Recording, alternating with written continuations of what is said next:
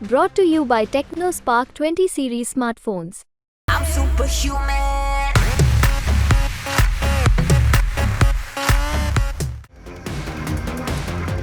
भारत का डंका दुनिया में बज रहा, ऐसा कोई सेक्टर नहीं जहां भारत अपना दम न दिखा रहा हो। लेकिन अब भारत ने लोकसभा चुनाव के नतीजों से पहले ही शेयर बाजार में कर दिया है बड़ा खेल और रच दिया है बड़ा इतिहास। दरअसल बाजार में फिल्स की बिकवाली को लेकर टेंशन थी, अनएक्सपेक्टेड मूड्स थे, लेकिन बावजूद इसके बीएसई ने वो कर दिखाया जो बाजार के इतिहास में आज तक नहीं हुआ।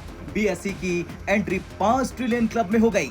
बीएसई पर लिस्टेड सभी कंपनियों का combined market cap 5.01 trillion dollar यानी 414.75 लाख करोड़ रुपए हो गया।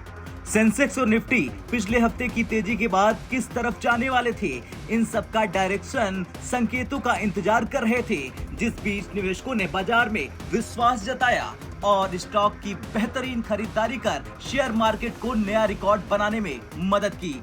दलाल स्ट्रीट ने नवंबर 2023 में 4 ट्रिलियन डॉलर से मई 2024 में 5 ट्रिलियन डॉलर तक पहुंचने का ये सफर महज 6 महीने में पूरा किया, जो अपने आप में रिकॉर्ड है, क्योंकि आज से पहले बाजार के इतिहास में ऐसा कभी नहीं हुआ। इस साल की शुरुआत से अब तक मार्केट कैपिटल में 633 अरब डॉलर से भी ज्यादा की तेजी देखने को मिली है। हालांकि बीएसई सेंसेक्स अब भी अपने ऑल टाइम हाई से 1.66% नीचे है। निफ्टी अभी भी अपने ऑल टाइम हाई से लगभग 250 अंक दूर है, जबकि बीएसई का मिड और स्मॉल कैप इंडिसेस 21 मई के सत्र में रिकॉर्ड ऊंचाई पर पहुंच गया है।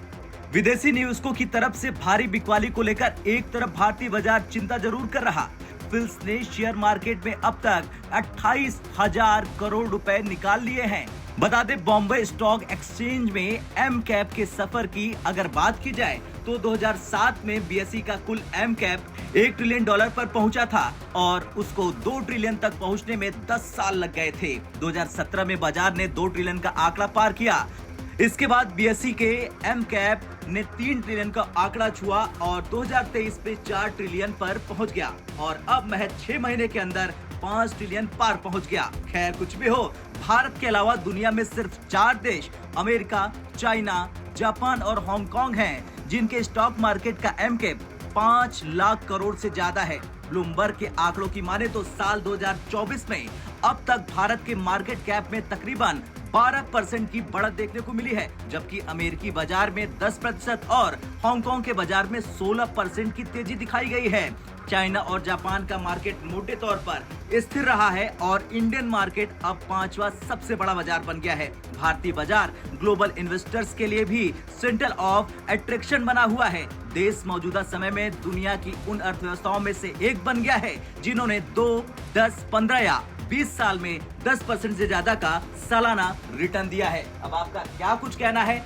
जिस तरह से भारतीय सेंसेक्स ने अब तबाही मचाई है, उसे लेकर कमेंट कर जरूर बताएं। ब्यूरो रिपोर्ट, भारत तक।